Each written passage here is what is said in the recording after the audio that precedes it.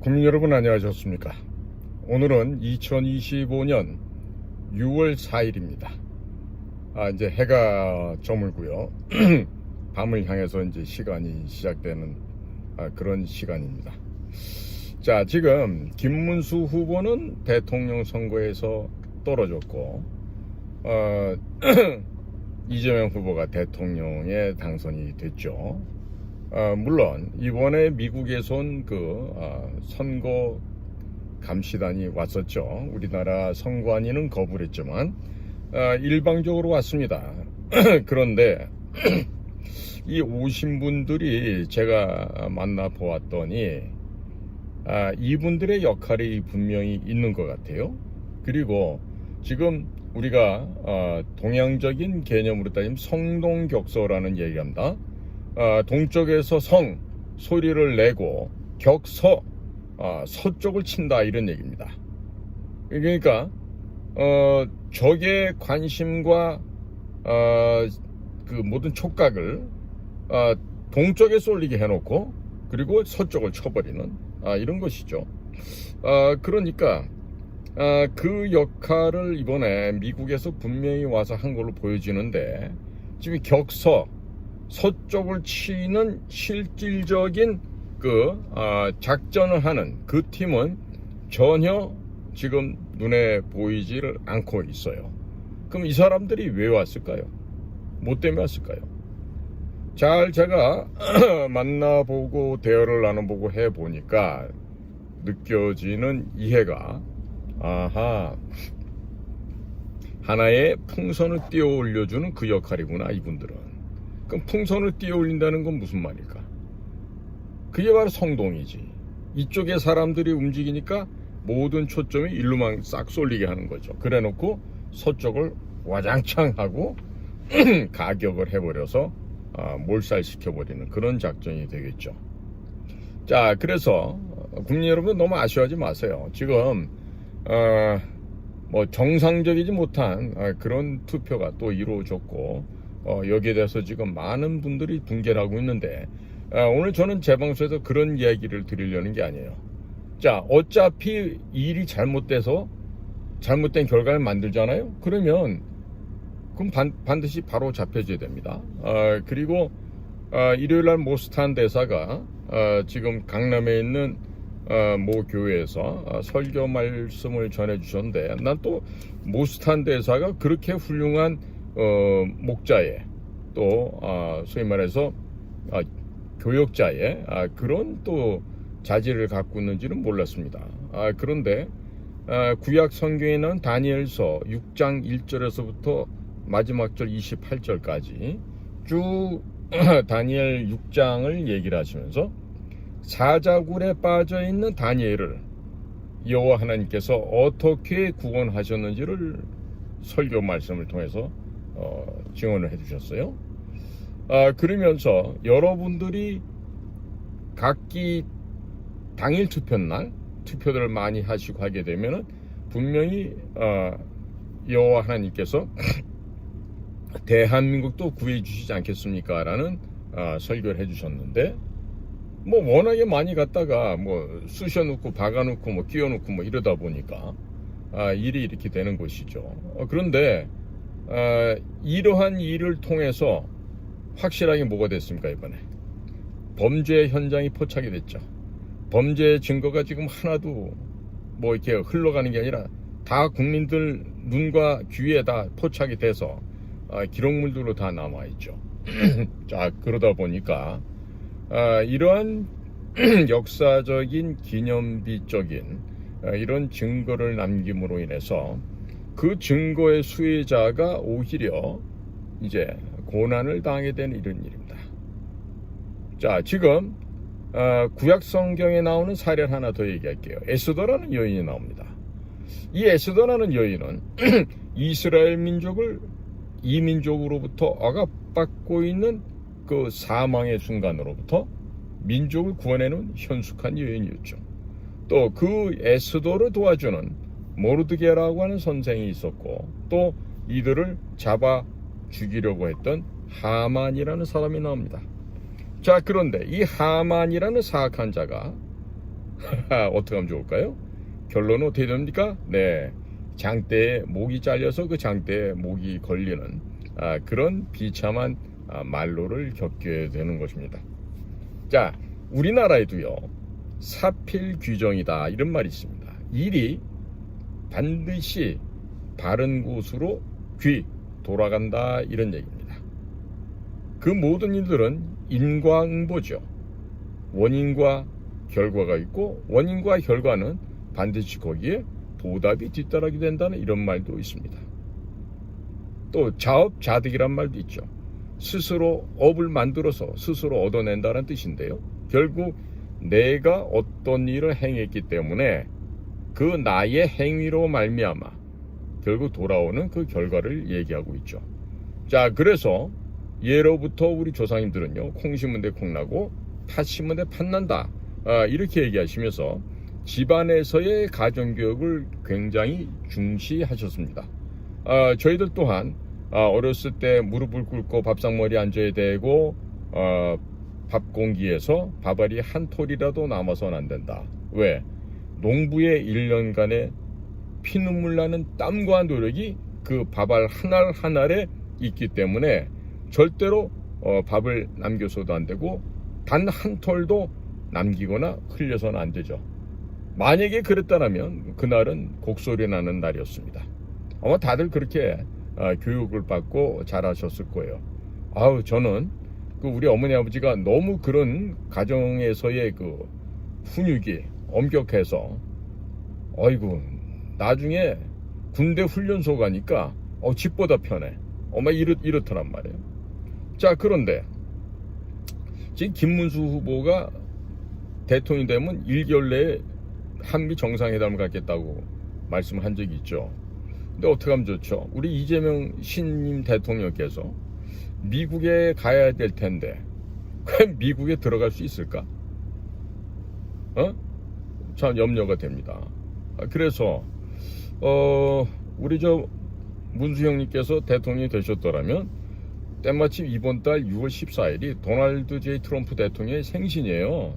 그러니까 그 생신날 맞춰서 문수아재가 대한민국 대통령 자격으로 가서 한미 정상회담을 열었더라면 참으로 의미가 있었을 텐데 거기다가 또 외교사령탑에 이충근 박사님 같은 분을 또 좌장으로 모시고 그렇게 해서 뭐 하면은 미국에서 이충근 박사님을 너무나 잘 알고 또 이충근 박사님하고는 미국의 유수한 학자들과의 또 그런 교류가 너무나도 수십 년간 이루어져 있기 때문에 전혀 무슨 뭐 검증하고 자시고 할 필요가 없죠. 자, 아주 원활한 한미 관계가 되었을 것 같은데 자, 지금 이재명 정권에서는 지금 누가 뭐 국가안보실을 담당하고 또 누가 외교부 장관하고 아직 모르겠어요. 뭐 위성락 씨 같은 사람 이름이 나오는데 좀 염려스러운 게 윤석열 정부에서도 김태호 같이 정말 별 볼 일 없는 아이를 계속해서 국가안보실 1차장에 놓고 쓰다가 지금 외교부와 관계도 비틀어지고 뭐 좌우지간에 여러모로 불협화만 일어나고 대통령에게는 별로 플러스가 안 됐던 것 같아요. 자, 그런데 지금 중요한 거는 외교관 애들의 특징이 뭔지 아십니까? 바로 본부에서 훈령이 내려오지 않으면, 본부에서 지시가 떨어지지 않으면 절대로 어떤 일도 안 합니다. 예를 들어서 비아냥거리로 이런 일화가 있어요. 불이 났어. 유럽에서 있었던 얘기. 농담으로요. 자, 화재가 났는데 자, 각국의 대사들 뭐 참사들 뭐 여러 그런 외교관들이 있어요. 안 움직여. 왜 안 움직이냐 그랬더니 본국에서 훈령이 아직 안 와서 못 움직이다 이런 얘기를 하는 것이죠. 이게 바로 외교관들의 진면목이에요. 절대로 현장에서 제대로 된 역할을 해낼 수가 없습니다. 그리고 우선적으로 외교관들은 뭐가 몸에 배었냐면 책임을 회피할 수 있는 무언가를 미리 만들어 놔야 돼. 뭐 누구한테 연락을 주고받고 하더라도 내가 조금이라도 상하면 안 되니까 이 책임을 면할 수 있는 그 원인, 배경을 갖다가 확보가 돼야 움직인다 이거야. 그러니까 절대로 국가 국민을 위해서 헌신, 기여 이런 게 없는 거죠. 희생, 어린 반푼 어찌도 없죠. 어떻게 국가를 위해서 희생을 해요, 외교관들이? 내가 출세하고 잘 살아야지 그게 외교관의 본연의 목적이지, 국가 국민을 위해서 헌신할 수 있는 그런 외교관들 별로 없어요. 물론 가물에 콩나듯이 그런 사람들이 하나 있긴 합니다. 내가 아는 외교부 대사 출신 중에 그런 사람이 하나 있어요. 예전에 노르웨이 대사 하셨던 이병화 대사라고, 그 이병화 대사랑 일을 같이 해본 우리 국정원 요원들이 살다 저렇게 위국 헌신하는 현장에서 발로 뛰는 대사는 처음 봤다 라고 말할 정도로 이병화 대사 같은 분 아주 훌륭하신 분들이죠. 지금도 부정선거를 규명하기 위해서 굉장히 애를 쓰고 있습니다. 자, 그러니까 이번에 만약에 문수영님이 대통령이 됐더라면은 6월 14일 날 도널드 트럼프 생신을 축하드린다고 하면서 얼마나 첫 번째 통화도 많았겠어요. 그런데 제가 듣기로도 윤석열 대통령이 대통령이 됐던 날은 갑자기 외교부에서 그 새벽에 집에 들어가서 막 전화기를 설치하고 해외하고 직통 라인을 해야 된다 그러면서 그러고 그랬는데 이번에 어떻게 된지 모르겠어요. 근데 지금 들려나오는 얘기는 일본 수상만 축하 메시지를 보내왔고 그 어느 나라에서도 축하 메시지를 보내온 데가 없는 것 같습니다. 중국이 시진핑이야 당연히 내 꼬붕이니까 따로 할 것도 없고 오히려 여기서 전화해야 되겠지. 전화. 성은이 망극하옵니다 이러면서 전문을 보내야 될 것 같고, 그런데 유럽도 그렇고 미국도 그렇고 아프리카, 남미 어디에서도 아이고 이재명 대통령님 당선을 축하해요 이런 메시지가 전혀 없었다. 이 뭘 의미하는 것일까?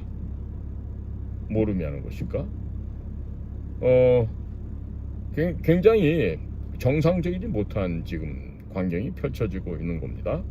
그래서 저 외국 사람들이 뭘 아나? 우리나라에 뭐 이번에 대통령 선거를 또 하게 되나? 뭐 이런 생각이 들 정도로 외국에서 싸늘한 시선을 보내고 있다. 그러게 말이에요. 왠지 모르겠어요. 외국에서 그렇게 윤석열 대통령이 대통령 됐을 때는 막 집을 갖다가 막 파 뒤집을 정도로 외교부 애들이 와서 막 전화기 설치하고 난리를 치고 막 그 다음날 아침부터 막 전 세계에서 전화가 쇄도해서 난리를 쳤다 그러는데, 이번에 우리 제메 아저씨네 집에는 어떤 일이 벌어졌는지 모르겠어요. 어찌됐든 외국에서 지금 별다른 축하 메시지가 없다라는 거, 이런 데 대해서 좀 정상적이지 못하다, 이런 생각이 듭니다. 그리고 이번에 이제 그 미국에서 온 국제 선거 감시단이 왔었죠. 그러니까 이분들이 이제 내일 갑니다. 내일 가는데 이번에 뭐 이런 분들을 보내주셔서 고맙습니다 이렇게 인사도 해야 되겠죠. 그리고 대한민국 선거를 모니터링 해주시고 또 이렇게 대한민국 선거제도에 문제점이 있다는 것을 지적해주고 하신 데 대해서 고마움을 표할 수가 있겠지만, 우리 이재명 대통령께서는 그 고마움을 어떻게 전달할 수 있을지 모르겠어요. 자, 역사를 보건대 대한민국이 건국 과정에는 선교사들의 역할이 굉장히 컸었습니다. 자, 그러니까 6.25 전쟁 이후에 한미 군사동맹이 생겨났죠. 그런데 그 이전에 있었던 더 중요한 바로 한미 기독교 동맹이 있었습니다. 자, 이런 한미 기독교 동맹에 기초하여 대한민국의 건국이 이루어졌습니다. 자, 그러니까 지금 한국, 미국의 공통점이 있습니다. 어떤 공통점입니까? 나라가 큽니까? 아니면 인구가 그렇게 많습니까? 어떤 공통점이 있습니까? 바로 한국과 미국은요, 지금 현재 중국 공산당이라고 하는 이 같은 자들로부터 지금 공격을 받고 있습니다. 트럼프도 대통령 되기 전에 바이든이 있었던 4년 동안 그야말로 형언할 수 없는 그 많은 고통을 겪어내야만 했었죠.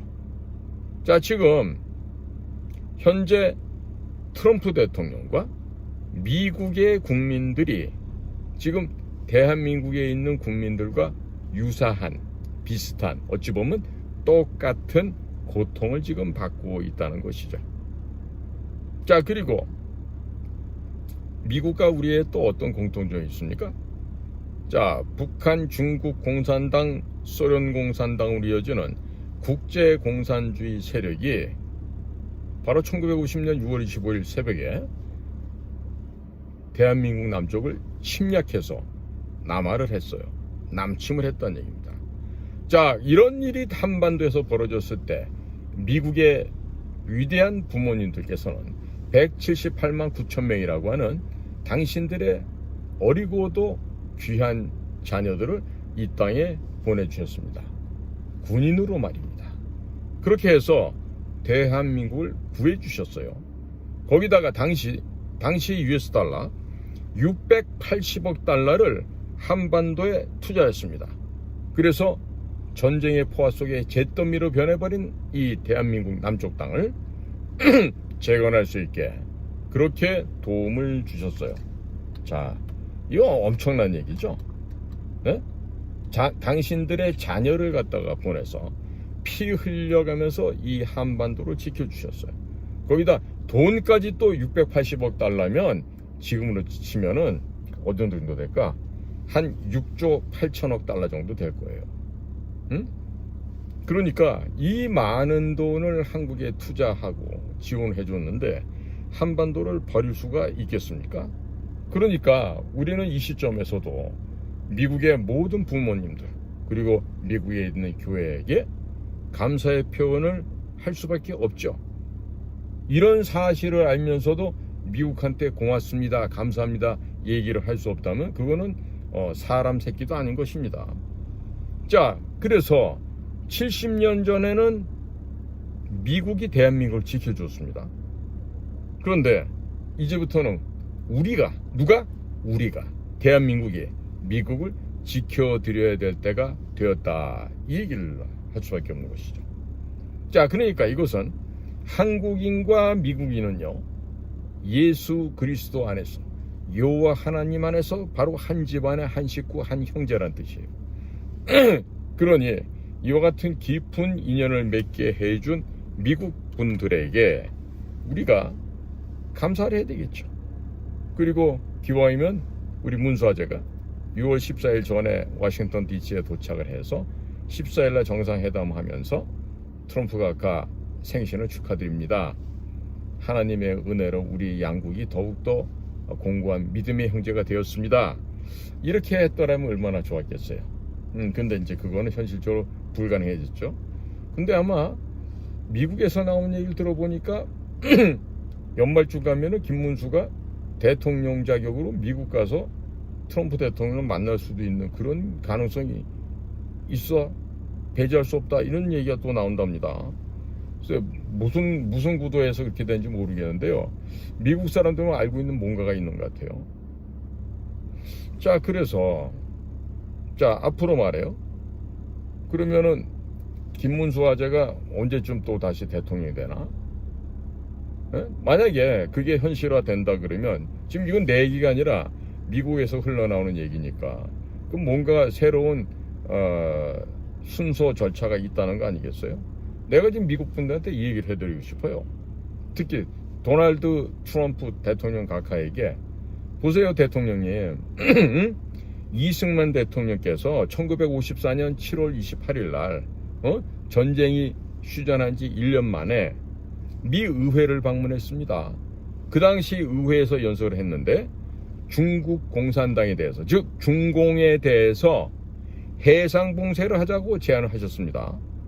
그 당시에 모든 미국의 상하 양원의 의원들이 모두 33번의 기립박수를 쳤습니다. 그렇지만 박수는 쳤는데 미국 사람들이 행동을 옮기지 않았습니다. 그러나 현재 70년이 지났습니다마는 여전히 이승만 대통령의 제안이 유효합니다. 이런 말씀을 드릴 수가 있습니다. 이렇게 이제 제안을 하신 거죠.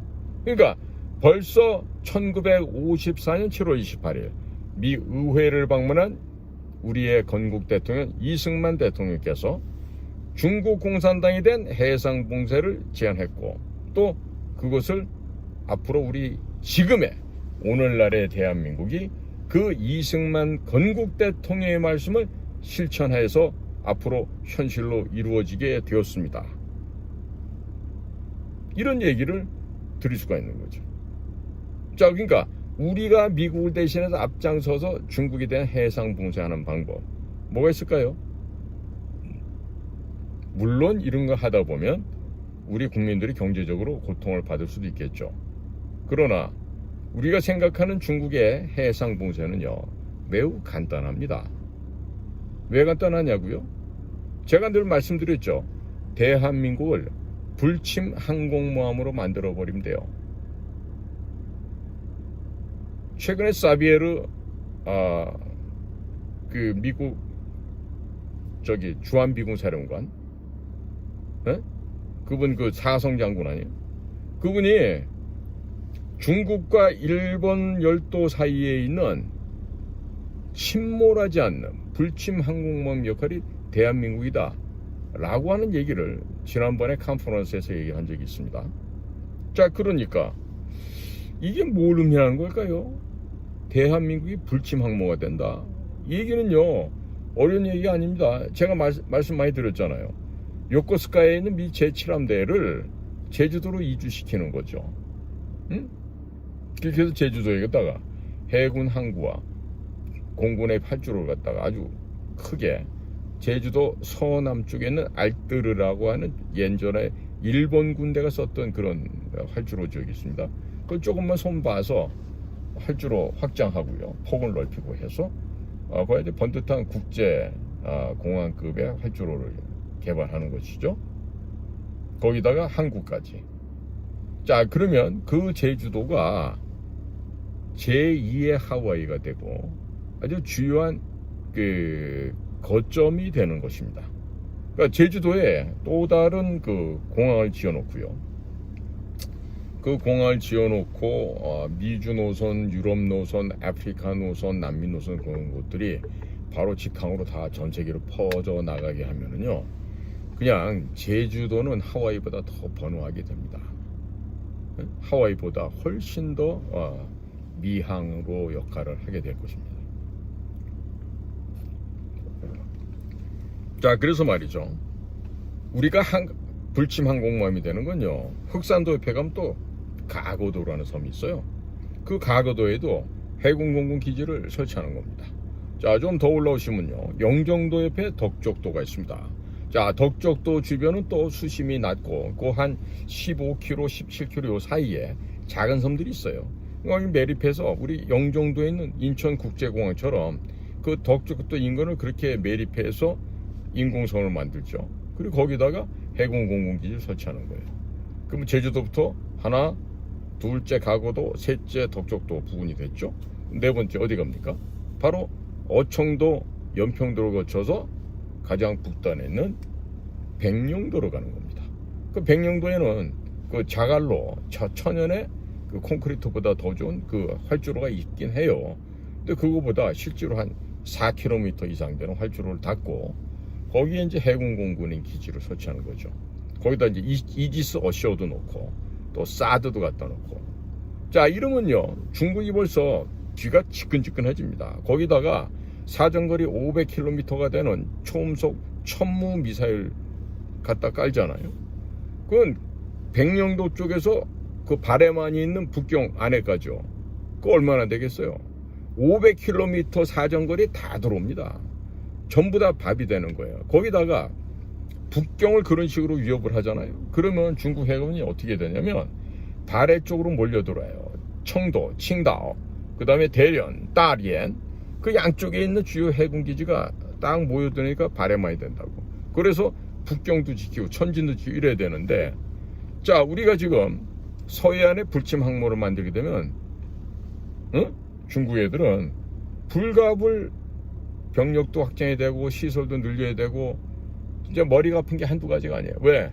북경이 난공불락이 돼야 되는데 북경을 그냥 손바닥에 파리 잡듯이 우리가 가격을 해서 지도상에서 없애버릴 수가 있으니까 이거 얼마나 머리가 아프겠습니까?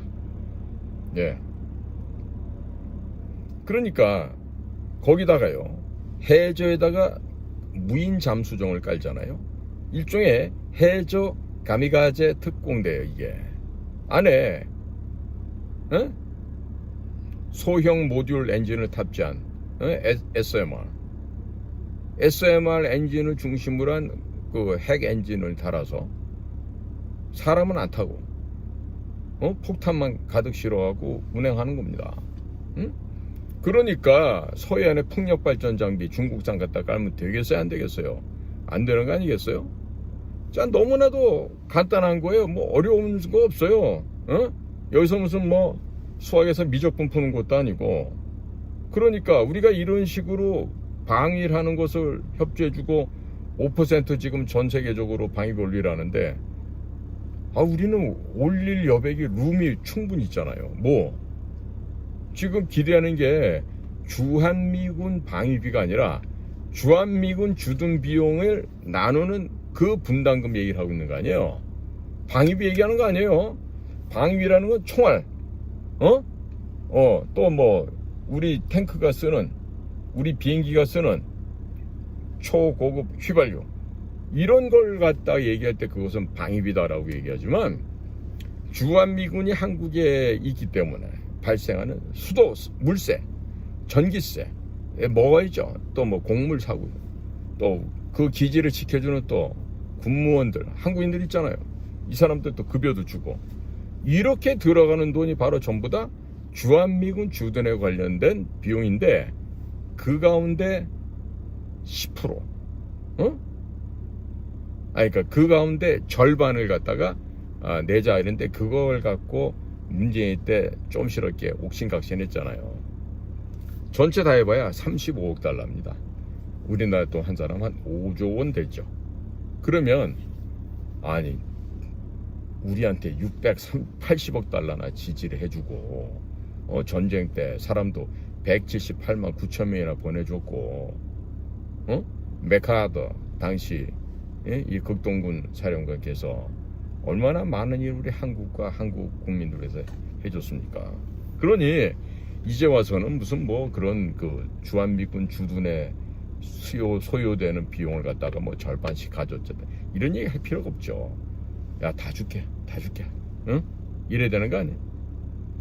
그 다음에 트럼프가 지난번에 그 대선 랠리 할 때 그런 얘기를 했어요. 시카고에서 한국은 돈을 잘 벌고, 물론 이제 유럽을 성토하는 자리에서 그 얘기가 나왔죠. 그래서 뭐 한 100억 달러 내도 되지 않겠냐, 이런 얘기를 하는데, 그러니까 그동안에 6.25 전쟁 때, 그리고 1991년도 소련이 망할 때까지 주한미군 주둔 비용은 미국이 다 냈단 말이에요. 그 91년 이후부터 우리랑 절반 나눠서 내는 건데, 이런 거 갖고 치사하게 따질 얘기가 아니죠. 자, 지금 트럼프 대통령한테 그래요? 100억 불 다 드릴게, 해마다. 대신에 35억 불 그 안에 포함되어 있어요. 다 드립니다. 다 줘. 나머지 65억 불 뭐 할 거냐, 이거. 바로 그 돈 갖고 해상 불침 항공모를 만드는 거예요. 제주도에 그 알뜨르 비행지에서 남서쪽에다가 근사하게 활주로도 한 4km, 5km 쫙 멋지게 깔고요. 또 항구도 만들고 해서 미국 해군 공군이 들어와 있어서 하는 거죠. 그러면 일본 요코스카 항 쪽은 지진 때문에 겁도 나는데, 제주도는 그럴 일이 없잖아요. 거기다 중국 애들이 나오면 길목이니까 딱 하니 중국 애들 목에다가 이렇게 하고 비수를 딱 꽂고 기다리는 거 아니겠어요? 얼마나 좋아.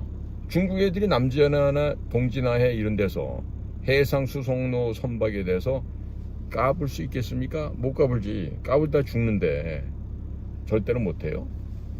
자, 이런 거예요. 그러니까 이런 제안을 이제 문수아제가 할 뻔했는데, 아무래도 좀 타이밍이 좀 늦춰질 것 같아요. 자, 그렇다면 국민 여러분, 우리가 한미 간의 관계를 얘기하는데 이 정도로 해서 그치면 안 되겠죠.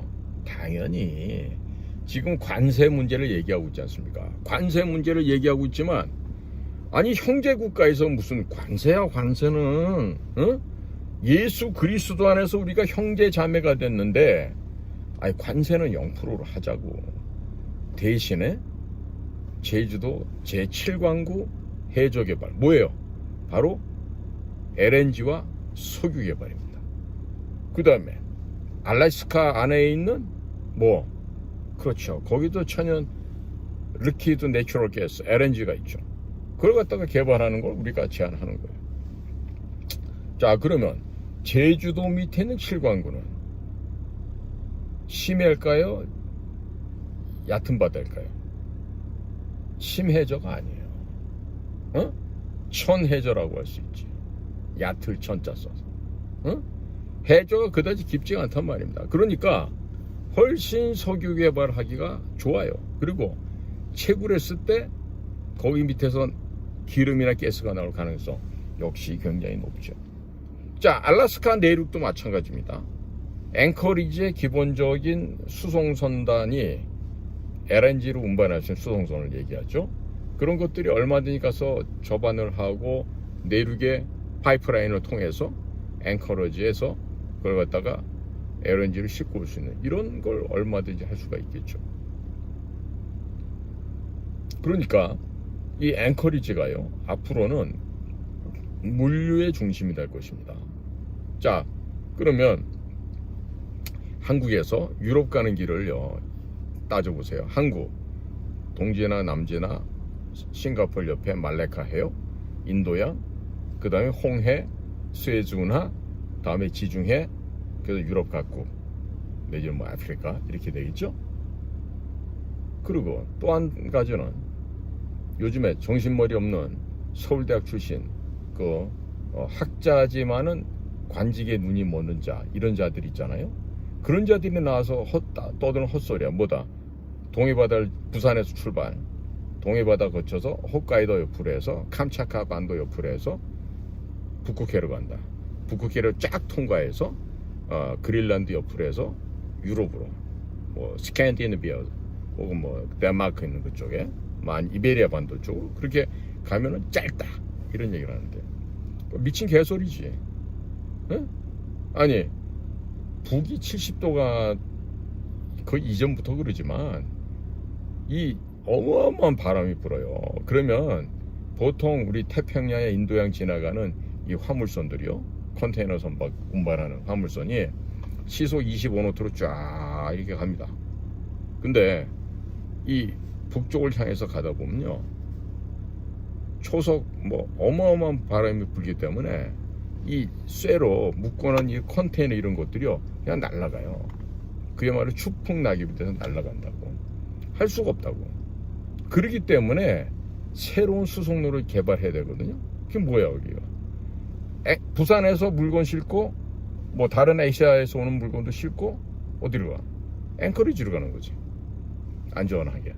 그럼 앵커리지에서 알버타라고 하는 캐나다 저기 도시가 있어요. 알버타도 좋고 아니면 저쪽에 미네소타 아이오와에서 올라가는 35분 상에 있는 위니펙 밀 집산지죠. 이런 데를 통과해서 그래서 미국 내륙을 통과해 갖고 그 물건들이 뉴욕 항구나 아니면 뭐 버스턴 항이나 아니면 발티모어 항구나 이런 데로 가서 새로운 미국의 내륙 물류 운송 철도가 깔리게 되면요 미국한테 엄청난 부를 가져다 줍니다. 제가 미국 그 농업 비즈니스를 위해서 미국을 저도 많이 다녀봤는데 보통요 열차가 한번 긴 거 갈 때 보면 이 커다란 한 량이라 그러잖아요. 그 량 숫자가요 뭐 280, 350, 470 뭐 이런 식으로 정말 끝도 없이 그 열차를 달고 갑니다. 이게 바로 미국의 물류 운송 체계가 그렇게 되어 있어요.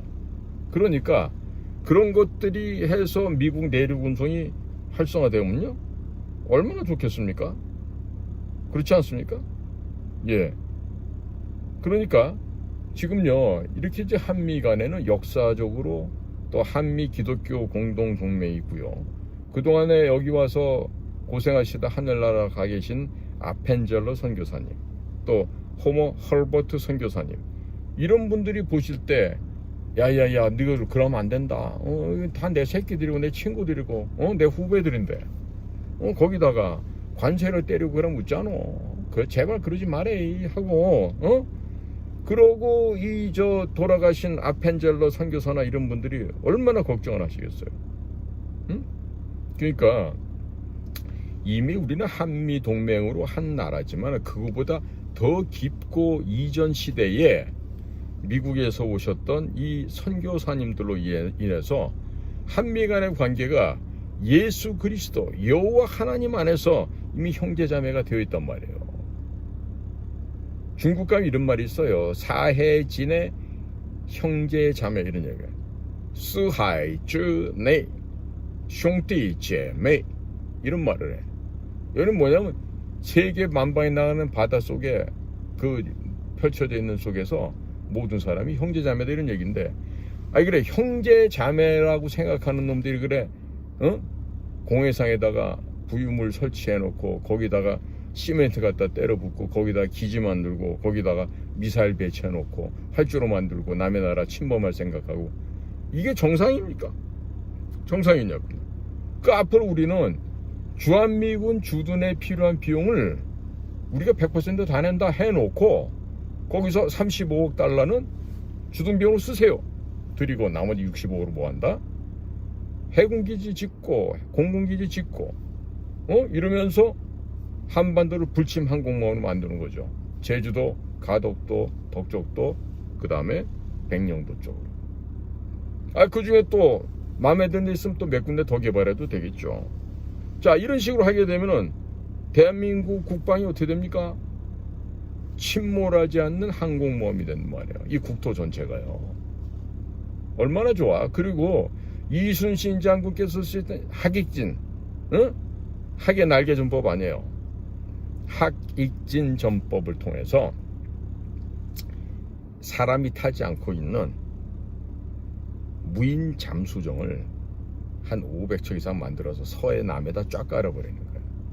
그 제주도에다가 미 실험대가 오고 제주도 그 알뜨르 비행장이 완성되고 그 앞에 항구가 되면은 막 미국 함정이 한두 대가 오겠어요. 막 제주도 오면은 막 돈벼락 맞아갖고 야 이거 어쩌면 좋을까 막 고민하는 그런 시절이 온다니까요. 그러니까 생각을 해보세요. 6.25 전쟁이 났던 그 당시 대한민국은 어디에 있는지 세상 사람들이 알려지도 않았던 그런 초라한 거제 나라였다고. 외놈들한테 35년간 수탈당했던. 그런데 그런 거제 나라에서 전쟁이 나갖고 지금 완전히 엉망이 돼서 당시 미국이 178만 9천 명에 되는 젊은이들을 보내주고 돈도 680억 달러를 투자해서 우리를 지원해주고 이러는 사이에 우리가 70여 년 지나고 나니까 어떻게 됐어? 미국을 도와줄 만한 세계 10대 경제 강국으로 성장을 해버린 거 아니겠어요? 그러니까 이번에요, 자칫 잘못하면 미국이 얼마나 무서운 나라인지를 깨닫게 되는 하나의 굉장히 교훈적인 시간이 될 수가 있어요. 그 교훈적인 시간이 됨으로 인해서 우리가 겪을 수 있는 거는 굉장히 치명적인 일이 될 수도 있어요. 일례 들어보면 이런 거죠. 야, 니네 그 조선일보, 중앙일보, 동아일보 그 자손들이 미국에 많이 와 있다며. 그 걔들 다 쫓아내야 되겠다. 이러는 거야. 왜 이번에 하버드에 동양계 애들 못 들어오게 있는 애들도 다 쫓아내지. 특히 중국 애들요. 그러면 이제 그런 얘기도 나오겠지. 야, 그거는 니네 나라 그 왜 조선일보, 중앙일보, 동아일보 이런 데서는 트럼프 대통령 이렇게 욕을 많이 하니? 뭐 알고서 보도하는 거니? 그만 좀 나가줬으면 좋겠어. 이러면 이제 동아일보 특파원 가족들 거기 가서 폼 잡고 살다 쫓겨나게. 조선일보, 중앙일보 마찬가지죠. 뭐 워싱턴에 됐든 어디 갔든 그런 데서 그렇게 과도하게 폼 잡고 있다가 결국에 이제 다 쫓겨나는 일이 생길 수 있단 말이에요. 자, 미국이 지금 반유태주의 사상으로 쩔어 있는 중국 공산당 돈에 의해서 지금 매료되어 있는 하버드를 지금 두들겨 패고 있잖아요. 콜롬비아 대학도 마찬가지고. 거기에 포함되지 않으리란 법 있습니까? 한국이? 요 상태로 가면 포함되죠. 자, 그렇습니다. 그러니까 지금 역사를 좀만 보시잔 말이에요. 성공 확률이 5,000분의 1도 안 됐던 인천 상륙작전이지.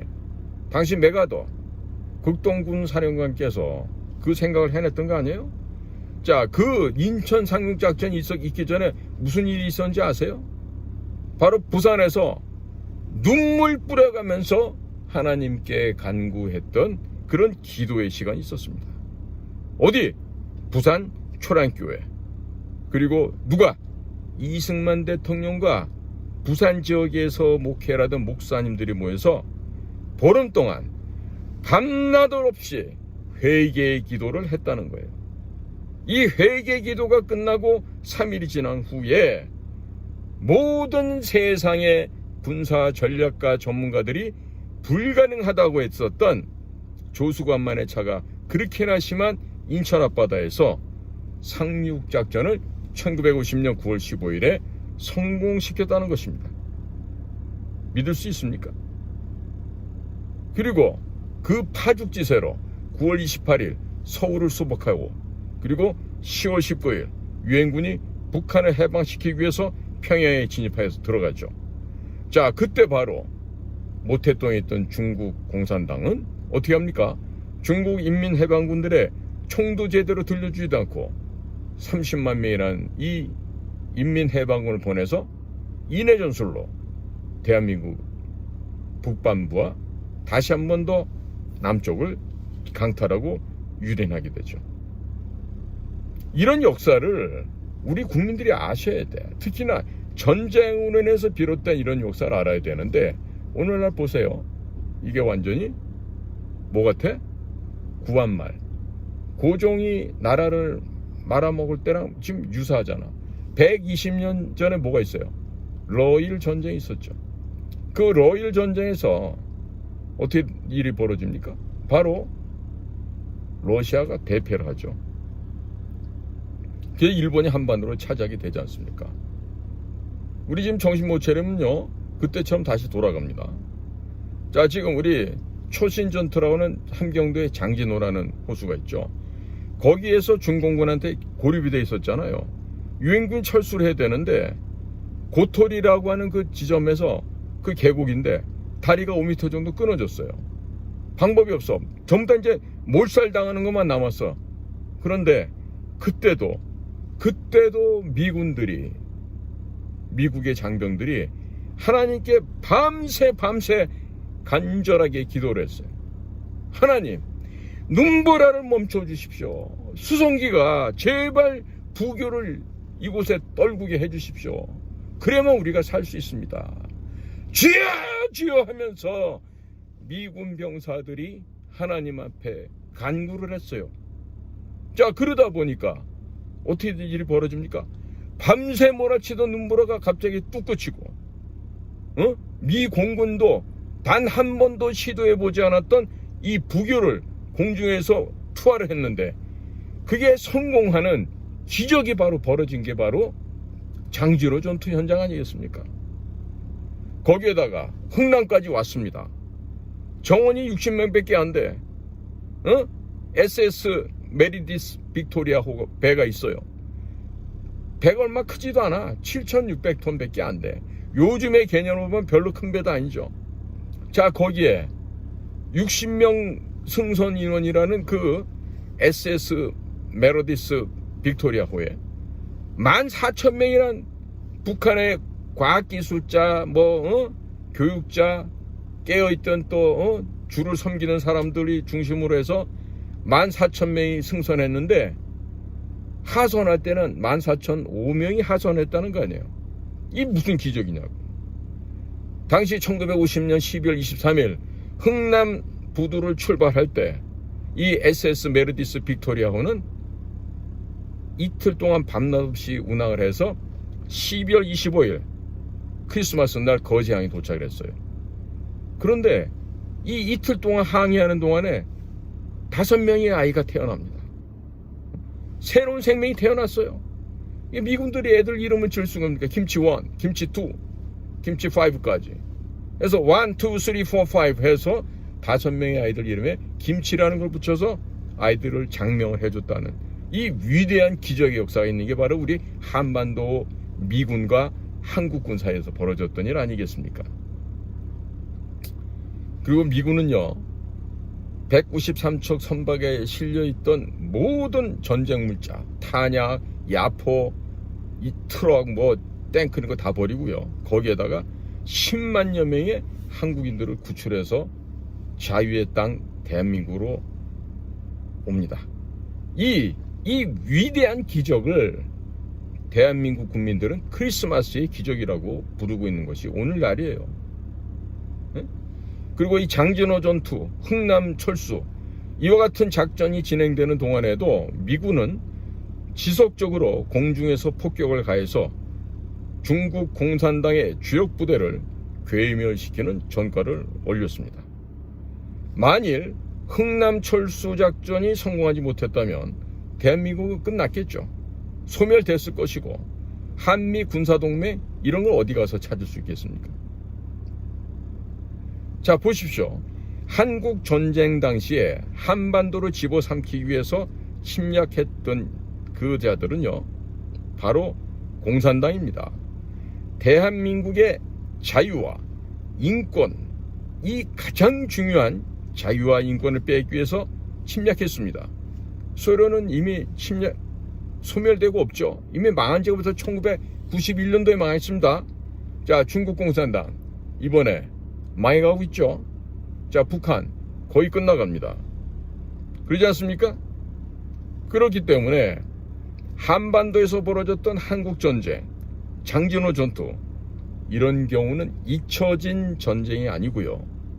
잊혀진 승리입니다. 아시겠습니까? 지금 국민들께서 이런 얘기를 아셔야 돼. 그리고 도널드 J. 트럼프한테도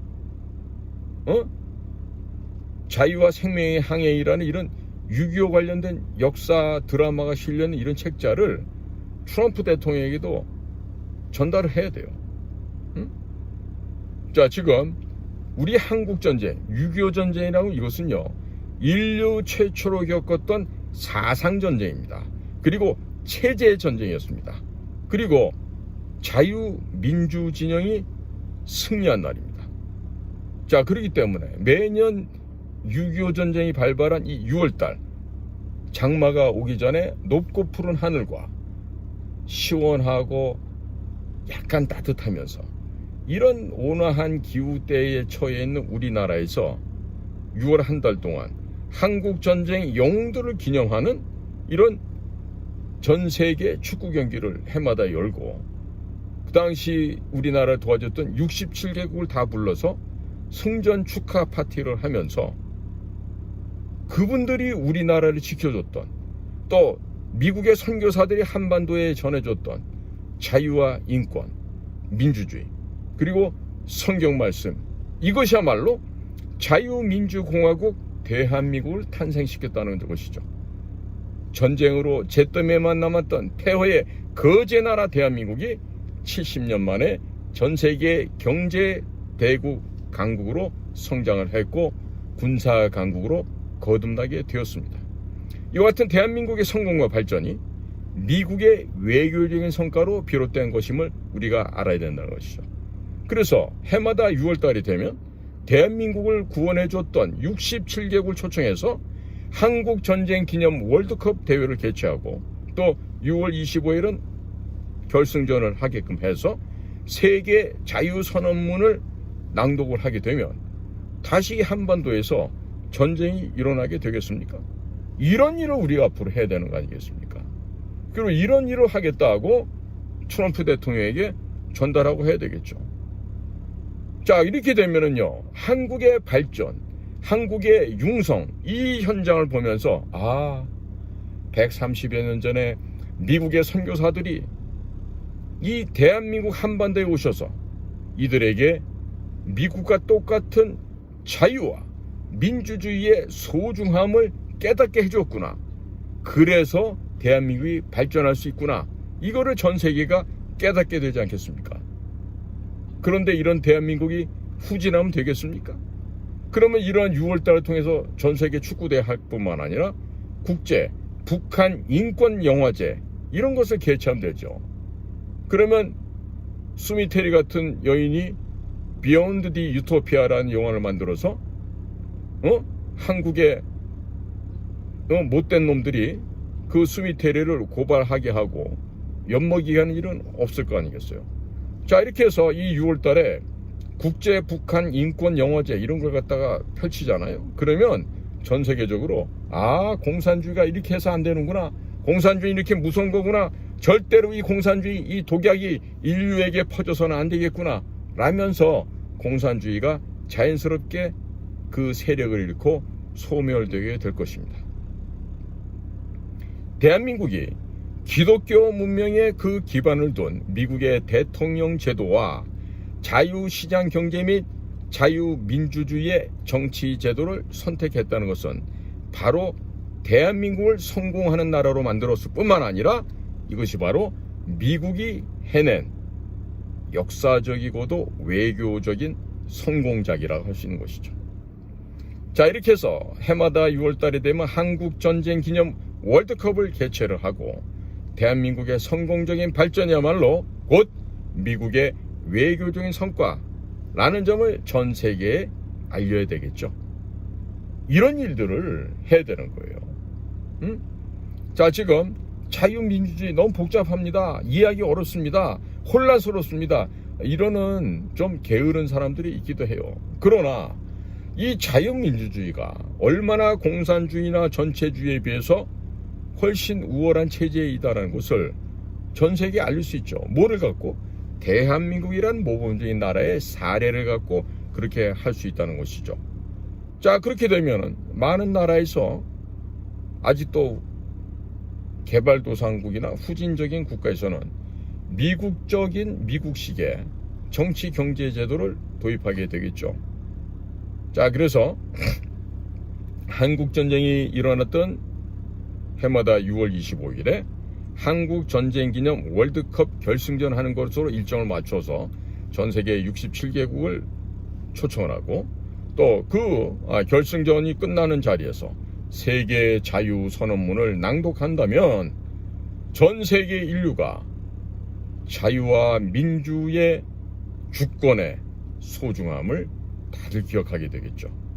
자, 이런 내용들을 도널드 J 트럼프한테 제안하고 싶은 거예요. 안 그렇습니까? 미국에 사시면서 영어 잘하시는 분들, 제가 이렇게 촌스럽게 말하는 한국적인 컨텐츠를 갖고 유창한 영어를 써서 화이트하우스에 혹은 미국 DOS 국무부에 뭐 이런 쪽에다 DOD 국방부에도 전달해 주시라고요. 그럼 미국 사람들도 감정하지 않겠습니까? 자, 또한 경상북도 칠곡군에 가시면요, 다부동 전투 기념관이 있어요. 자, 여기에 두 분의 영웅의 동상이 서 있죠. 아시죠? 누굽니까? 트루먼 대통령, 당시 미국 대통령이죠. 그리고 이승만 대통령. 예. 그러니까 트루먼 대통령은 한국 전쟁이 딱 발발하니까 볼 것도 없어, 바로 즉각적인 투입해라, 이렇게 지시를 하셨던 아주 고마우신 분이죠. 만약에 그때 트루먼이 대통령이 아니었다라면 한 번 더 공산화가 됐겠죠. 틀림없습니다. 자, 그리고 이승만은 어떤 대통령이셨어요? 미국을 설득해서 거제 나라 대한민국 주재에 미국과 동등한 한미상호 방위조약을 체결해내신 정말로 이 국제적인 감각이 정말 천재급의 위대한 영웅 아니었습니까?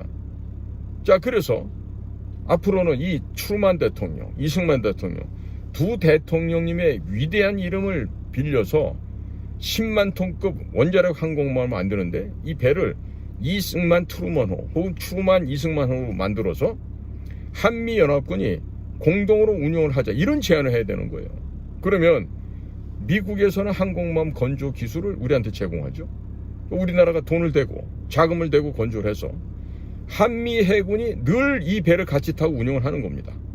그러면 하늘에 가 계신 우리 아펜젤로 선교사님 같은 130년 전에 이 무지몽매한 한반도를 일깨워 주셨던 그 선교사님들, 그리고 한국전쟁에서 참전해서 돌아가셨던 그 수많은 젊은 꽃들이, 그 참전 용사들이 얼마나 좋아하시겠습니까? 그리고 여호와 하나님께서도 얼마나 좋아하시겠어요? 응? 여기에다 플러스 알파로 원자력 잠수함도 만드는 거예요. 한미 해군이 같이 타고 다니면서 한미 군사동맹을 자동적으로 업그레이드 시키는 겁니다. 서해안에 불침 항모, 백령도, 그 다음에 덕적도, 가고도, 제주도까지. 이렇게 되면은 남중국해, 대만해요? 문제가 생기겠어요? 생긴다 하더라도 한국, 미국 동시에 출동하죠. 칠함대가 설령 제주도로 이사 못 온다 하더라도 미국 칠함대 부담이 확 줄어버립니다. 저는요, 일본에서 빠져나오기 힘든다는 거 알아요. 그런데 자꾸 제주도에 그 공군과 해군 설비를 짓자고 하는 건요, 그만큼 미국한테 부담 주지 않고 베푸는 거예요. 그러면 그 빈 항구에, 빈 활주로에 미국이 수조 원어치의 무기 실은 항공기, 전투기, 함선 가지고 올 거 아닙니까? 저절로 우리나라가 불침 항공모함 되는 거예요. 꼭 그걸 갖다 돈 들이고 무기를 사와야지만 되겠습니까? 우리는 기지를 지어주는 겁니다. 항구를 지어주고 활주로를 닦아주고 이렇게 하면은 당연히 되죠. 제가 옛날에 그 CIA하고 관계 회복할 때 그랬죠. 앞으로 너희들하고 우리는 친구야. 친구이기 때문에 뭐든지 같이 하는 거야. 좀 심하게 말하면 너 필요하면 마누라도 서로 빌려줄 수 있어야지. 이 정도로 CIA하고 좋은 관계를 맺었죠. 그리고 그 다음부터는 일사천리로 업무 협조가 진행이 됐다고요. 앞으로 되겠어요 그거? 믿질 않을 텐데 가뜩이나. 자, 우리나라 속담에 죽어도 같이 죽고 살아도 같이 산다 이런 말 있죠. 또 형제끼리는 콩 한 조각 또 나눠 먹는다 이러죠. 그러니까요, 미국에서 원자력 항공모함, 원자력 잠수함 건조 기술을 우리한테 제공하고요. 그다음에 한국 정부가 건조 예산을 투입해서 한국조선소에서 건조하잖아요. 그런 다음에 최종적으로 생산된 잠수함이나 항공모함을 한미 해군이 공동으로 운영하면서 그 함선에서 캐리어라 그러잖아요. 항공모함. 그 파이터 캐리어 아니에요. 전투기 싣고 다니는 거니까. 그렇게 해서 같이 운영을 하면요, 우리나라 해군 능력이 얼마나 좋아지겠습니까? 그리고 미국의 함정 부족 문제가 되겠습니까? 안 됩니다. 제가 이미 얘기했죠. 중국 조선업 말려 죽이는 거. 어떻게? 미국 항구 들어갈 때마다 입항료 받아라. 그래서 지금 어떻게 돼요? 올 때마다 150만 달러씩 내야 되잖아. 얼마나 재밌는 일이 벌어지고 있습니까? 그렇기 때문에 우리는 항상 미국과 같이 가는 거예요. 자, 1954년도 7월에 이승만 대통령께서 이미 대중국 해상 봉쇄를 이미 71년 전에 제안을 하셨습니다. 그러니까 우리는 이번에 핏 헤그세스 미 국방장관이 국방비 인상 얘기하잖아요. 나왔으니까 오케이 5% 올릴게. 이거 안 올리면 어떻게 되겠어? 안 올리면 어떻게 될 것 같아? 굉장히 불행한 일이 생깁니다. 한번 보세요. 불행한 일이 생기나 안 생기나. 그래서 앞으로 그냥 알아서 그래 국방비 5% 올릴게. 왜? 시민사회단체 주는 그 돈이 얼마랬죠? 102조 3천억. 그 다음에 성인지 예산 얼마? 24조. 126조 3천억이나 허공에다 돈을 뿌리는데 까짓 거 지금 57조 원 하는 거 한 63조 보태서 국방 예산 한 120조 만들면 미국하고 저절로 모든 문제가 해결되겠죠. 거기다가 미국이 필요로 하는 이지스함, 잠수함 1년 6개월마다 그냥 한 척씩 쫙쫙쫙 저 텃밭에서 무쑥수 뽑듯이 그렇게 해서 배들을 만들어서 제공하는 거예요. 그래서 중국 애들이 그렇게나 깝치고 다니 동중국해, 남중국해 여기다가 해상 해저 할 것 없이 해상 만리장성, 해저 만리장성 쌓는 거죠. 이런 걸 갖다 미국한테 우리가 해드릴게 이러고 나가야 된다. 자, 며칠 전에 불행하게도 우리 해상 초계기 한 대가 떨어져서 해군 장병 4분이 참 돌아올 수 없는 길을 떠나셨어요. 자, 그러면 조기 경보기 필요하죠. 해상 초계기 많이 필요하죠. 응? 이런 해상 초계기, 이 정찰기가 필요하고, 저기 미국 애리조나주 투싼에 가면요, 비행기 무덤이란데 거기 가보시면 엄청나게 많은 비행기들이 지금 기다리고 있어요. 우리를 기다리고 있는 애들도 많아요. 중고라고 해서 나쁘지 않습니다. 가져다가 이번에 해상 초계기 떨어진 이런 사고 나지 않게 보통 P8, P8이라고 하는 거, 그거 많이 가져다가 예를 들어서 20대 정도 사와서 한 서너 대는 부품을 해서 나눠서 다시 재탄생시킨다 생각하고 20대 사와서 한 16대, 17대 남긴다 생각하면 과감하게 투자해서 할 수 있죠. 응? 자, 이런 식으로 우리가 한미 간에 공조를 하고 한반도를 불침 항공모함 만들고 하면요, 저절로 잘 됩니다. 자, 그리고요, 지금 북극해 항로 얘기하시는 분들이 있는데, 북극해 항로는 진짜 그 무식한 놈들이 하는 얘기예요. 그 배 지나갈 수가 없어요, 쉽게. 응? 해도 그려봤어? 응? 해저 지형에 대해서 탐사해 봤냐고요. 응? 해로를 알아야 똑바로 배가 지나갈 거 아닙니까? 태평양 바다 그냥 지나간 것 같습니까? 인도양 바다 그냥 배 띄워놓으면 그냥 가는 걸로 하세요? 천만의 말씀이에요. 아무리 넓은 바다도 하늘에 비행기가 지나가는 항공로가 있듯이 해양에도 이 배가 지나가는 길이 다 있습니다. 그러니까 그런 거 무시해버리고 아무데나 통과할 수 있다라고 생각하는 이런 거, 소위 말해서 세상에 출세를 못해서 환장을 한 이런 놈들은요, 머릿속에 지식이 있다 하더라도 그럼 지식이 아니에요. 탐욕이야, 탐욕. 개인이 출세하고자 하는 탐욕이 있기 때문에 그런 발상을 한다, 이런 말입니다. 응? 자, 그러면 북극해를 가기 위해서 뭘 먼저 해야 돼? 배가 도중에 험한 일을 당할 수가 있잖아. 조난을 당할 수도 있잖아요. 그러면 그 배를 돌봐주고 지지해주고 구조해주고 할 수 있는 뭔가 항구 같은 이런 기지가 있어야 되겠죠. 북극해 옆에 그런 거 많이 있습니까? 보셨어요? 그런 개발도 안 돼 있는데 어떻게 거기 배를 갖다가 보낸다는 얘기야. 무식하기 짝이 없는 소리지. 응? 아니 40피트 컨테이너가 그냥 나뭇잎처럼 날아가는데 그런 데다가 화물선, 쇄빙 기능도 없는 그런 화물선 보낸다. 한번 해보라 그래. 일이 되는가. 그러니까 앞으로는 이런 알래스카도요, 전초 기지로 개발해서 LNG, 액화 천연 가스를 갖다가 파고 이런 걸 갖다가 앵커리지 항구까지 쭉 파이프라인 연결해서 할 수 있는 거, 이런 거 해야지. 근데 새로운 정부에서 만약에 미국에서 여보게 여기 알래스카 개발 좀 해야 되는데 할 마음 없어? 없어? 응. 그래? 그 다음에 국방비 좀 5% 올려보지. 이제 유럽의 딴 애들처럼 이제 못하겠는데요. 말이나 됩니까? 미국은 말이지 점령군인데 우리가 그런 거 해서 되겠습니까? 이래 하면 좋은 일 벌어질 겁니다. 좋은 일 벌어져요. 알래스카를 그런 식으로 LNG 개발하고 피트롤리움을 개발하고 하다 보면요, 한국 관광객들이요 앞으로 이제 알래스카를 가게 됩니다. 알래스카 가보신 분들은 아시겠지만 그 수려한 자연 환경이 정말 압도적이죠. 특히 여름철에 가서 보시는 알래스카 정말 장관입니다. 자, 그러니까 그렇게 되면 어떻게 되죠? 알래스카 경제가 살아나겠죠.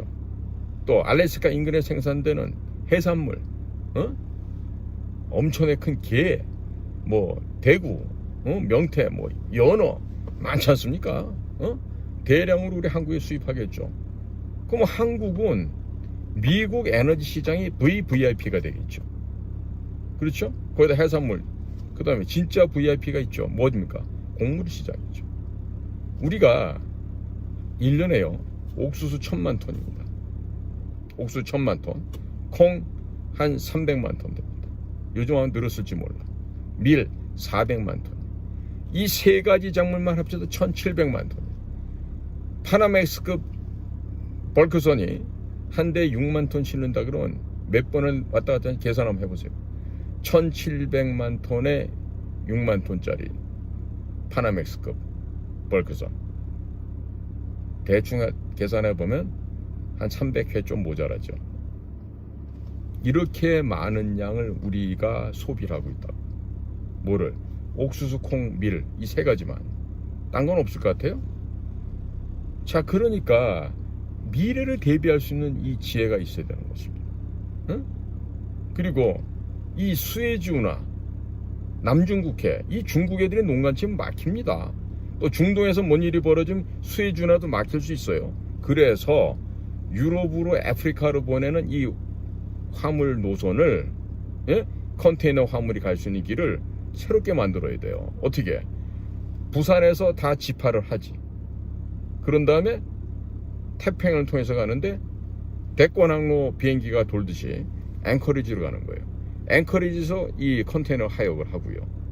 그 다음에 철로를 통해서 궁극적인 마지막 항구는 뉴욕까지 간다. 볼티모어까지 간다. 혹은 바스턴까지 간다. 이런 생각들을 하고 철도를 통해서 이동하는 거죠. 그러면 미국 동해안에, 즉 대서양변에 도착한 화물들은 어떻게 간다? 유럽으로 서아프리카 쪽으로 간다. 이렇게 해서 새로운 물류망을 공동 개발하면요, 대략 한 9,000km에서 10,000km 정도가 짧아집니다. 이런 거를 미국과 같이 하는 거예요. 이해가시죠? 응? 그러니까 알래스카에서 뉴욕까지 철도로 어떻게 가? 이 무식한 놈아. 거기는 철도가 없는 데가 있어. 맞는 말씀일 수도 있어요. 아직 구축 안 된 구간도 있겠죠. 그러기 때문에 새로운 물류망, 새로운 철도망, 표준궤로, 그렇게 해서 새로운 미국, 캐나다 쪽에 내륙 철도망을 보충하고 또 신축하고 해서 굳건한 물류 시스템을 만들자는 얘기입니다. 응? 그러면 그 화물들이 앵커리지에서부터 저 대서양 연안까지 화물 열차 이걸 통해서 보통 막 400량, 500량 싣고 가거든요. 그렇게 가면 미국의 내륙 도시들도 얼마나 살찌고 돈을 벌고 좋아지고 발전하겠죠. 자, 그러니까 이런 작업들을 한다는 건요, 이후에 미국이 주도하는 전 세계의 그레이트 원마켓이 이루어질 날이 옵니다. 곧. 그레이트 원마켓이 되려면 철도로 전 세계 물류가 오고 가고 할 수 있어야 돼요. 그걸 하기 위해서 알래스카와 러시아 사이에 있는 베링 해협을 해저로 뚫어서 철도와 도로를 연결시키는 것이죠. 그럼 이것들이 아프리카나 유럽이나 아시아의 물건들이 해저 철로 도로를 통해서 미국까지 혹은 저 밑에 칠레 산티아고, 남미 제일 아래까지 이렇게 갈 수가 있게 될 것입니다. 그리고 이 일이 되기 위해서는 자연스럽게 해결해야 될 게 있어요. 북한이라는 아이들이 거추장스럽다. 응? 그 러시아를 통해서 가는 것도 그렇고. 그래서 이 그레이트 원마켓을 만들기 위해서는 북한이라는 애들이 좀 없어져 주는 게 좋겠다. 자연스럽게 통일을 시키는 거예요, 남북 간에. 그전에도 미리 망해버리면 자동적으로 흡수가 돼야 되겠지만요, 안 하고 끝까지 버티면 이렇게 미국과 함께 전 세계 시장을 통합하는 과정을 통해서 자연스럽게 없애버릴 수가 있는 거죠. 우리 저 밑에가 문태 빈다 그럽니다. 문태 삐면 돼요. 응? 그러니까 지금 한미 관계라는 게 130여 년 전에 미국 선교사들로부터 시작이 됐죠. 그리고 전쟁을 겪으면서 한미 상호 방위 조약을 통해서 한미 군사 동맹이 이루어졌단 말이에요.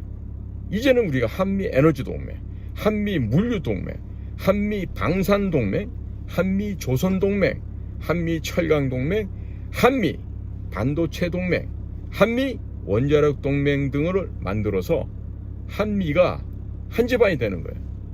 캐나다가 51번째 주로 들어갈 테니까 우리가 52번째 정도 주로 편입된다고 생각하면 돼요. 자, 이런 식으로 한미 관계가 강화되면 누가 한미 관계를 건들 수 있습니까? 그런데 미국이 이렇게 하자 그러는데 안 한다? 못 한다? 대신에 나는 쎄쎄하고 중국하고 친하게 지낼래. 이러면 중국이 원하는 동중국해 장악에 협조를 하게 되겠지. 응? 이렇게 되겠죠. 그러나 미래를 생각하는 지도자는, 미래를 생각하는 전략가는 예를 들면 이런 거야. 야, 경기도 수원시 안에 비행장이 있어요. 그렇기 때문에 수원 시민들이 너무 고통을 받아요. 해결을 해드려야 될 거 아니에요. 해결을. 어떻게 해결해? 제가 말씀드리는 지금 덕적도를 갖다 제가 기지 만들자고 말씀드렸잖아요. 바로 수원 비행장을 덕적도 앞에 지금 매립지해서 만드는 불침 항공모함의 한 역할하는 거기 비행장을 건설하자 이거야. 그래서 한미 공군이 합동근무를 하게 하는 거지. 소음공해 해결하고 불침 항공모함 만들어서 중국 견제하고 일거삼득이네. 이런 거를 앞으로 이 나라를 이끌 지도자들은 해야 된다 이거지. 응? 그리고 좀 더 밑으로 내려가서 흑산도 옆에는 가고도 그 돌섬이에요. 거기도 해상 군사시설로 건설해서 한미연합군들이 공동으로 근무를 하고, 또 제주도는 아주 넓고 큼지막하게 이 알뜨르 비행장에 있었던 그 지역을 신설 개발해서 미 해군이 누구든지 와서 기항하고 작전도 펼치고 보급도 받을 수 있는, 그렇게 하면 얼마나 좋겠어요. 이거를 국가가 하는 거죠. 응? 무식하게 지금 언론에 떠든 한미 무슨 방위비를 갖다 본, 이게 정말로 무식한 소리거든. 개소리거든. 한미가 아니고 주한미군 주둔비용 분담이에요. 예? 제발 좀 우리 기자 선생들은 좀 용어 좀 잘 써주기 바랍니다. 그건 무식한 소리 그렇게 하면 되겠어? 응? 그러니까 또 그 제주도 개발하면서 자연스럽게 밑에 있는 칠강구에서 중국 애들이 호시탐탐 노리는데, 한미일 3국 공동으로 가스, 페트롤리엄 다 가스와 석유 해서 그 이익금 각각 세 나라니까 3분의 1씩 나눠 가지면 되죠. 이렇게 해서 군비 증강을 하든 무슨 다른 산업을 개발하든 경제적인 재정적인 비용 부담이 전혀 없는 거 아니겠어요? 7강국 개발하면. 자, 그러니까 미국의 선교사로부터 시작한 미국의 도움이 지금 전쟁을 겪고 나서 한 70여 년 만에 미국이 전수해준 그 기술을 바탕으로 해서 대한민국이 경제강국이 되고 군사강국이 된 거 아니겠습니까? 자, 지금 백지장도 맞들면 낫죠? 우리 속담에 분명히 우리 조상들이 알려주셨죠? 자, 미국이 너무나도 크고 무거운 십자가를 혼자 지고 가. 그럼 우리가 도와주고 그 십자가를 같이 나눠 매줘야 될 거 아니야.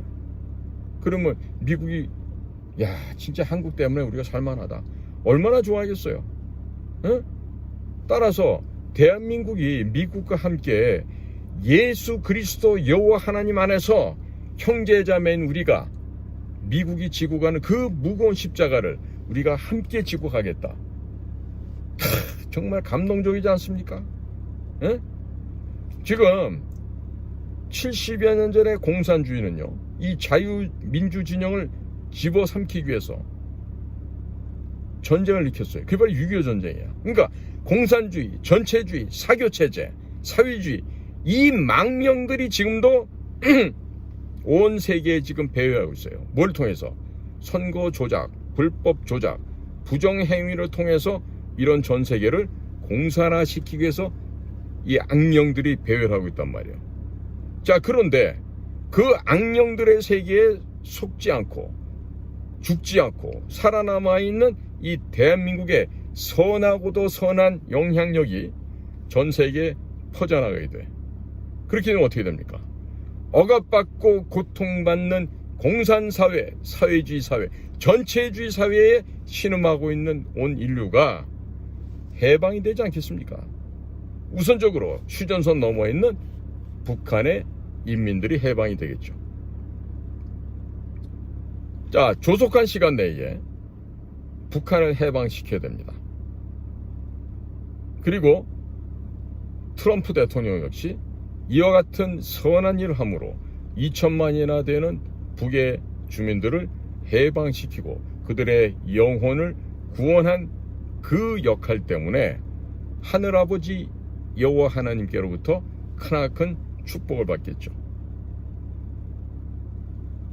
지금까지 미국이 이렇게 고생을 하고 또 미국을 무너뜨리기 위한 미국의 새로운 종교 같은 사상들이 있죠. 뭡니까? DEI. DEI를 하면서 이상한 짓들을 하잖아요. DEI가 뭡니까? D, Diversity, 다양성입니다. E, Equality, 무조건 평등하면 다 된다 이거야. I, Inclusion, 포용하다는 얘기.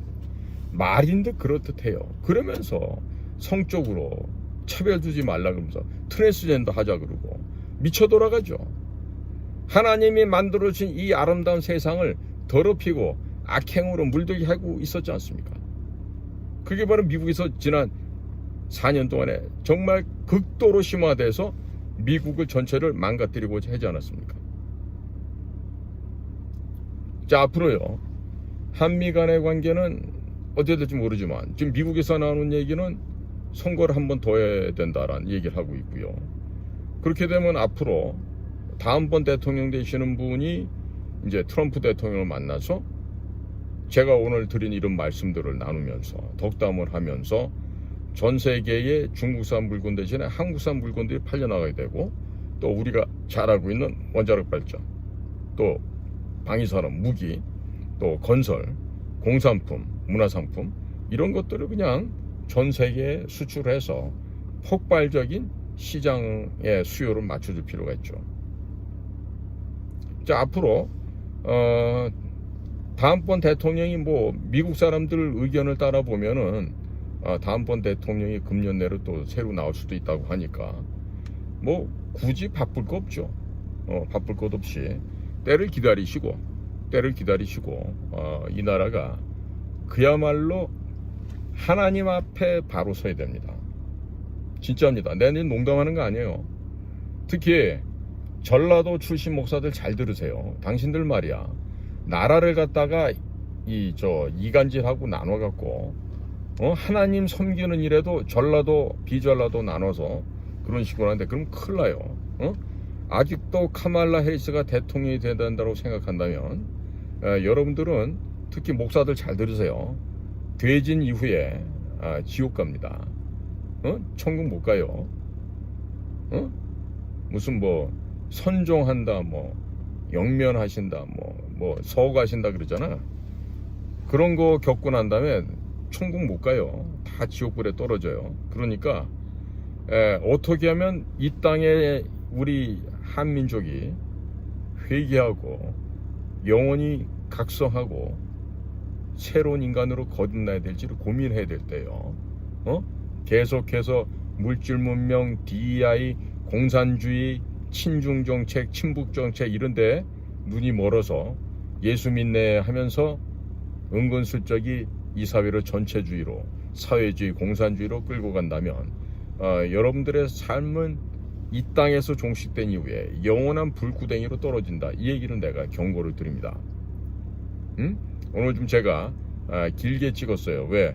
지금 사회가 이렇게 망가지고 있는데 이 소위 목회자라는 자들, 목사라는 자들이 이 제대로 된 놈들이 얼마 없어. 그러니까 맨날 11조나 뜯고 말이야, 헌금이나 뜯고 이 짓이나 하고 있는 거야. 돈벌이 하고 있는 거야.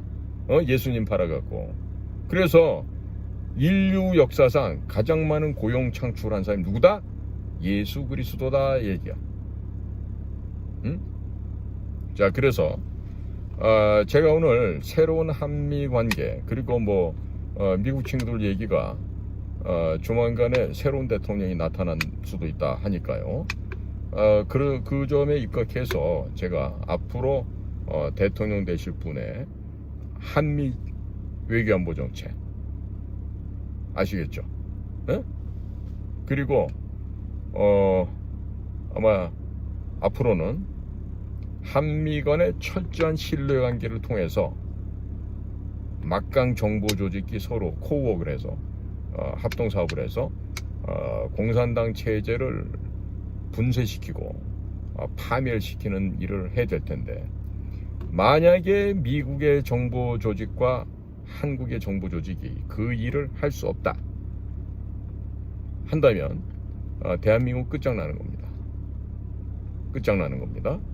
그래서 과거에 어떤 사람이 그런 말을 했겠죠. 좀 반미 좀 하면 어때? 뭐 이러면서 우리가 뭐 자주적으로 뭐 하면 된다 뭐 이런 얘기 하는 사람도 있었죠. 그 무식해서 철없어서 그런 얘기 하는 거예요. 무슨 뭐 우리가 뭐 동부의 허브가 된다고 뭐 이런 소리 하는데 제발 그런 미망에서 깨어나시기 바랍니다. 그래서 사실은요, 정보기관의 그 장은요, 이스라엘 사례를 보더라도 최소한도 3, 4개의 국어를 통역관 없이 해결할 수 있는 그 정도의 capability, 그런 능력이 있어야 돼요.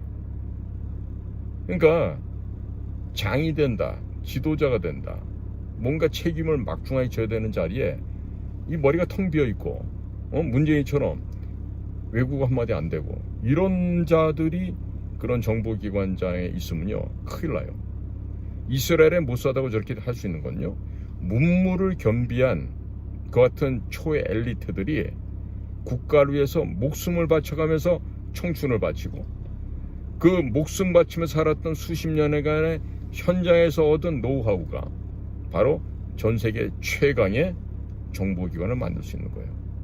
앞으로 다음번 대통령 되시는 분께서는 꼭 그와 같은 역할을 잘 마련해 주시면 아마 우리 국민들께서 편안하게 쉬고 즐겁게 여가 생활도 하시고 또 이렇게 또 생명과 재산을 지켜주는 국가 덕분에 보다 행복하게 살 수 있는 그런 대한민국이 될 것 같습니다. 자, 국민 여러분, 힘내세요. 모든 일이 종식된 게 아닙니다. 앞으로 리스타트, 재출발하는 겁니다. 그러니까 절대로 힘 빼지 마시고 기계를 높이고 용기를 갖고 하면 된다, 할 수 있다, 한번 해보자, 이 마음을 갖고 꼭 현장에서 생활 속에서 큰 용기를 더 내시길 바랍니다. 자, 국민 여러분들, 좌절하지 마십시오. 더 큰 용기를 내시고 더 큰 담대한 마음을 갖고 그 결기 속에서 여러분들의 개인적인 삶과 조국 대한민국의 위대한 미래를 창조하기 위해서 다 같이 더욱더 힘을 내주시기를 당부를 드립니다.